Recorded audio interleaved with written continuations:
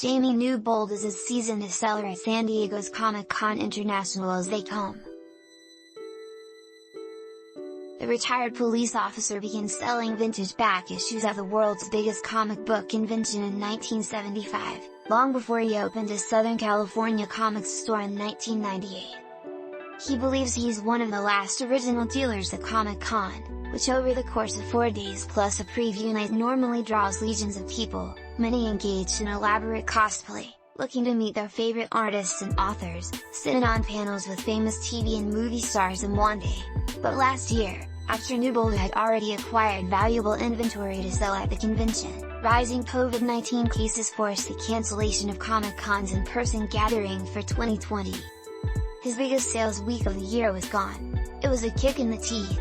Virtual events hosted by Comic-Con weren't the same for Newbold. And when this summer's in-person convention was also cancelled, he thought 2021 would be another lost year. But this weekend, a smaller, 3-day in-person event titled Comic-Con Special Edition is returning to the San Diego Convention Center. Even though the gathering will happen on a holiday weekend without the usual crush of summer crowds, attendance has been estimated to reach 167,000 in past years. Comic store owners like Newbold are looking forward to the return of an IRL show. Even if many of them won't be attending the con, I need it, Newbold says. Most of us back issue dealers need that show because it's a real money maker. Comic-Con is a big part of my business. Yet Newbold says that he and most of the back issue dealers he knows across the country won't be attending this time around. It's not convenient, he says. It's terribly expensive when you go for a week, but it's practical because it takes a week to make the kind of money doing what we do in that show.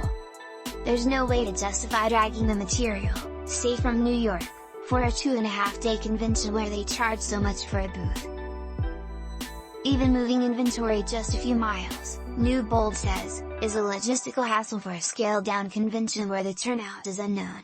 But he's not concerned about losing out on revenue. He feels he's done well enough in the store this year to make up for the loss. No matter the time of year, the energy of Comic-Con thrives in Southern California's comic book stores. Space is deeply entwined within its culture.